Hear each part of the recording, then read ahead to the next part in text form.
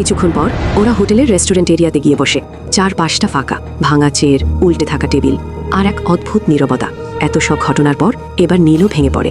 সে ধীরে ধীরে বলে, আমরা সবাই মারা যাব, কেউ বাঁচব না। কোনোদিনও কি আমরা ভেবেছি আমাদের সাথে এসব হবে? তার গলায় প্রথমবারের মতো হতাশা স্পষ্ট। এরপর ম্যাগি বলে, আমাদের সমস্ত ধারণা ভুল প্রমাণিত হলো। আমাদের একসাথে থেকেও কোনো লাভ নেই, মায়া আমাদের খুন করবেই। পরিস্থিতিটা যেন পুরো হোপলেস হয়ে যায়। এরপর নীনা বলে, এখন হার মানলে চলবে না, আমাদের বাঁচতেই হবে। তার গলায় দৃঢ়তা। সকাল হওয়ার আর বেশি বাকি নেই।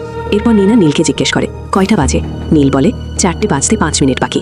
এই কথাটা শুনেই নীনার চোখে হঠাৎ এক অদ্ভুত ভাব আসে। সে আবার জিজ্ঞেস করে, কয়টা বাজে বললে? নীল একটু বিরক্ত হয়ে বলে, 4টে বাজতে 5 মিনিট বাকি। ঠিক তখন নীনা বলতে শুরু করে, নীল, তোমার মনে আছে আমরা যখন এই হোটেলে ঢুকেছিলাম? আমি সবার থেকে আলাদা হয়ে একটা রুমে গিয়েছিলাম যেখানে অনেকগুলো ঘড়ি ছিল। তার গলায় উত্তেজনা বাড়তে থাকে।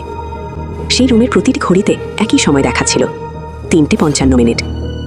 চারজনই চুপ হয়ে শোনে, ঠিক এখনের সময়ের মতো। আর তখন আমি আমাকেই দেখেছিলাম লাইব্রেরিতে যেতে। চারপাশের বাতাস যেন ভারী হয়ে যায়। এসবের পিছনে কোনো না কোনো রহস্য তো আছেই। সঙ্গে সঙ্গে নীল বলে, এটা সম্ভবত ডেজাভু। আপনারা যারা ডেজাভু সম্পর্কে জানেন না, ডেজাভু ফরাসি শব্দ, মানে হচ্ছে আগে দেখা বা অলরেডি সিন। সহজভাবে বললে, আপনি যখন কোনো নতুন সিচুয়েশনে থাকেন কিন্তু হঠাৎ মনে হয় এটা তো আগে ঘটেছে, সেটাকেই ডেজাভু বলে। ধরেন আপনি বন্ধুদের সাথে নতুন একটা জায়গায় গেলেন, হঠাৎ মনে হলো এই এক্স্যাক্ট সিন, এই কথা সব আমি আগেও দেখেছি। কিন্তু অ্যাকচুয়ালি আপনি কখনোই ওই সিচুয়েশনে ছিলেন না, অর্থাৎ ভবিষ্যতের কিছু জিনিস আগেই দেখে ফেলা।